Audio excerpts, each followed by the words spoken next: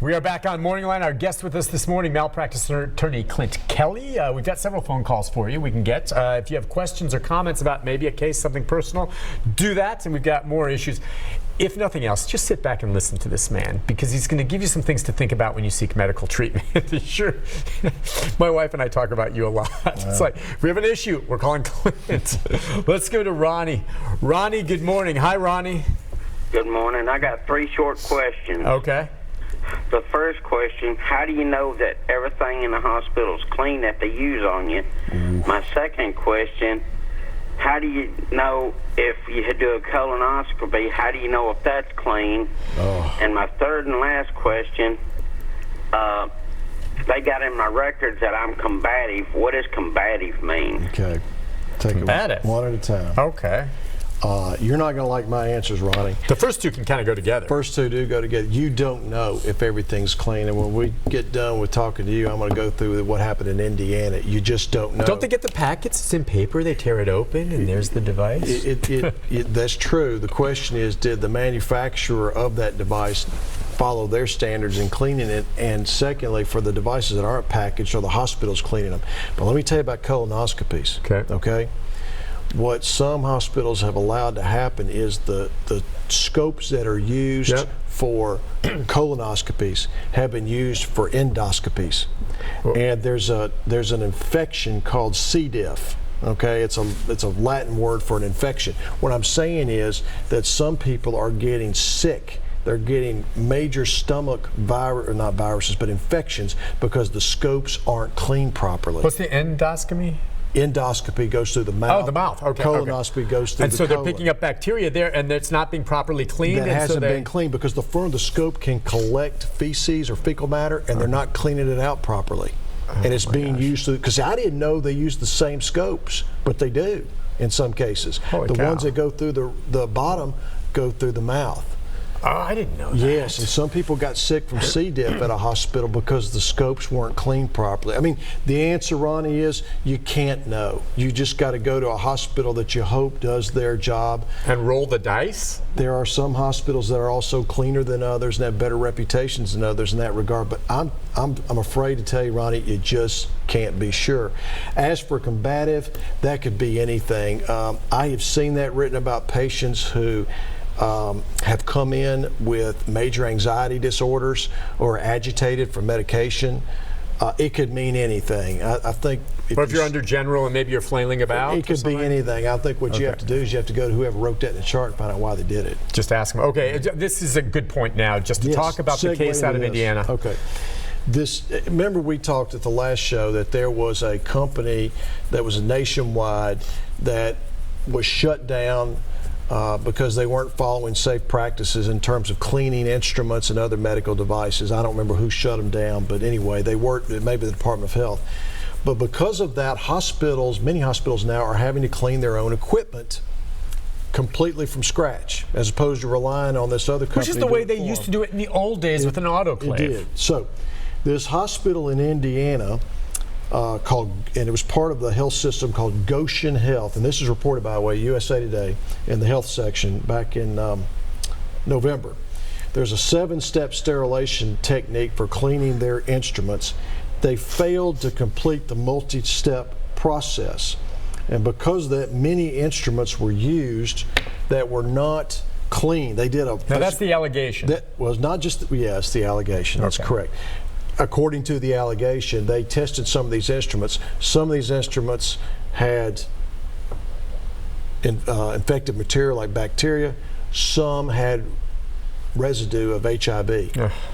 So now there are 1,000 patients in Indiana who were potentially exposed to HIV or hepatitis. Hepatitis is another virulent type of infection. Well, you get those, and they never really leave your system. Correct, and these are surgical instruments. So anytime you open somebody up and you use surgical instruments, you're exposing the inside of the body to whatever's on those instruments. So now there are people walking around who have been identified who may be walking around with an HIV infection or hepatitis, or not necessarily as bad, but still bad, think they may have it. And let me tell you something, those are serious cases. We call them negligent infliction of emotional distress. If you think you've got HIV or you think you've got hepatitis, even if you don't, the months that go by while you're waiting to be tested are murder. Yep. They're it's murder. awful. Yep. You can't sleep at night. Every little thing that happens to your body, every little ache, every little whatever, you think, oh, that's it, I've got it. Yep, that's right. And it can be devastating, particularly for people. You know, Nick, there's some people that are kind of on the edge, about anxiety, and that's the kind of thing that can put them over. This is no joke. This is serious business. Even if these people didn't even get infected, what they're going to go through waiting to be checked and hopefully ruled out is going to be murder. I mean, this is serious business, and this is not going to be limited to Indiana. This is going to happen to other places. So, in revisiting Ronnie's question, I don't know, but we're going to have people who are going to get sick from infections because instruments weren't clean right. Is there, okay, so just because let's just say you're going in for an appendectomy and you've got is there a question that Ronnie or you would ask when you go in, and there's a lot of them, you're probably going to know which hospital you think has the better rep. You're going to go there. Will you say, hey, who sterilizes, your tools? And they're going to tell you, well, how do you know whether it's legit anyway? You're going to test it for you right there? I mean, come on. Yeah, I mean, certainly you can ask that. And, I probably would myself if I went there. But would you know? If they said, oh, well, there's a company out of California that we get them, they're very sterile, and we get, okay, so they're answering your question. Do you know they did it right? You're not going to know. The only thing I think that I would do in that situation is I would ask or demand that whatever their autoclave or their system in the hospital is, to have somebody certify in my file it was done, or my chart that it was done. I don't care who it is. Please make sure in my chart it is certified that it was done. Whether they'll do that for me or not, I don't know. I try to go to places where, or my family go places where I think it is already done. There's certain places that are better than others, but that's the only thing I can think of you could do, but you're still at the mercy of whether or not the hospital gets it done right. So, and are hospitals then doing autoclave more? I mean, they still depend on these companies that send them the pre-sanitized tools, but now there's more hospitals going back to the autoclave, yeah, Nick, to your knowledge? I don't know what the method is nowadays that they use. The autoclave was the old way. I think because this is new right now, we're going to have to figure out what are they doing. Yeah. Because honestly, I don't know anymore. Because I just don't know with some of the new plastics. And the autoclave, the whole idea is heat kills germs. And so they put it in there under pressure and a lot of heat, and it comes out sanitary. They can reuse it if they do it right. Exactly. But I don't know what the new stuff is. Think about plastics. 50 years ago, or 60 years, this was not, it was always a problem in terms of prevention, but this was not a major concern for people. Now look at this, 1,000 patients in Indiana. Walking around wondering if they have HIV. Wondering if they've got HIV. Okay, let's take another phone call, this one from Diane. Diane, good morning. Hi, Diane. Yes, good morning, Nick. How are you guys doing this morning? Good. Well, listen, I had turned around and I had slipped on my kitchen floor on a piece of ice. And I thought that I had found it, and I did. It was right up under my foot. And I slipped and fell on my behind.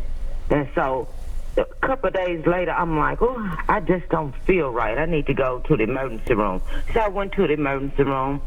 And they did a quick x-ray, and they said, oh, there's nothing wrong. You just bump it, lay down for a couple of days. Here goes some pain pills or whatever that medication was they gave me, and, you'll be all right. So I laid down, and I noticed after about a week, I stopped really moving, trying to walk to the bathroom and stuff. And so I decided to go back to the same emergency room because they were the first ones to see me in the first place. They're in my husband's network. And so turned around, I went back to the emergency room, and the only reason why I went back because I woke up that morning and I had Kim Kardashian's behind. I had broken my tailbone. Oh, man. And it had loose charge had gotten off in the muscle. And I don't know how come they didn't see this in the first place. And I had broken my tailbone, and loose charge, they got off into the muscle. So this was on a Saturday when I went back. They did emergency surgery that Sunday morning. That's about 11 o'clock that Sunday morning. So when I came out of surgery, from you know, where they put you at right after you have surgery. When I came out of there, I was still kind of partially unwoke, but just a little bit woke. Yeah. And I got up in my room, and my husband asked the housekeeper, "Ma'am, can I put this bag in your trash?" And she came in our room. I just rolled in out of surgery, and she started throwing things at us. So What do you mean throwing stuff at you? Why? She said that she didn't work for the patient, she worked for the hospital, and she started throwing things at us. Just literally, I just rolled in the room out of surgery, and she started throwing things at us. So my husband went down and he made a report, and her boss came up that Tuesday morning, and he turned around and he said, "We want to apologize to you all because we have people from mental co-ops sometimes, you know, to help with the housekeeping and everything." And I'm like, okay, that's fine and dandy, but I don't want nobody to lose their jobs. But just turn around and have somebody walk with them, made them up with somebody. Just don't send them around the floors by themselves. And I'm kind of scared of her, so don't send her back in here. So the next day, I'm laying there. Everybody come in with masks on. I done got MRSA up there. So you got, yeah. Let me talk about all these things. I mean, that's just like the hardest hospital time. And what I don't understand is a broken tailbone. All That this should have stuff. been cut off the rip. Okay, what do you think, Clint? All right, Diane's experience is not limited to tailbones. I've seen people who've come to me with claims where a fractured neck was misdiagnosed, a fractured arm was misdiagnosed. It happens quite a bit. It happens more than you think, and I can't explain why. But usually the fractures are not major. They're there, but they're not big enough or obvious enough to be caught. And so sometimes radiologists look at these things, they miss them. Okay. What's more devastating, and why she's lucky, it got caught, she got a remedy. I imagine the infection was, the infection, but the bleeding and the swelling was something that could be managed. What's more devastating than Diane's situation, when somebody goes in who's got weakness in their legs, and they get a back x-ray, and the ER doc says, "Oh, you just hurt your back, you know, here's some Lortab, take that and you'll be better." And 2 or 3 days later, the patient's ability to walk gets worse and worse, and finally the next time they come in on the day 4 and they get their back MRI, there's a big fat infection growing on their spinal cord. They go in to evacuate the infection during neurosurgery and discover the patient's going to be paralyzed for life. That is the kind of devastating misdiagnosis kind of case I take. Right. Because those patients have permanent injuries and they're never going to be able to have a normal life again. Diane's lucky. She went through obviously some bad stuff in the hospital. This throw-in stuff, you know, I think, Nick, some of these employees that work in the hospitals perhaps some of them are overworked and underpaid, and they just lose their temper. Yeah. And they take it out on the patients. Well, she said that one was a woman from the mental co-op that was helping just do some of the cleanup in the area. I don't know what she's doing in a patient's room. Yeah, I mean, but I do believe there is I don't think it's just them. I think it's a lot of employees in the healthcare system that are overworked and underpaid. Okay. Well, taking it out on a patient I'm sorry. I feel for them being overworked and underpaid, but taking it out on a patient is just wrong. Get another job if you can't handle it. We'll take a break. When we come back, more of your calls, our final segment with our guest right after this.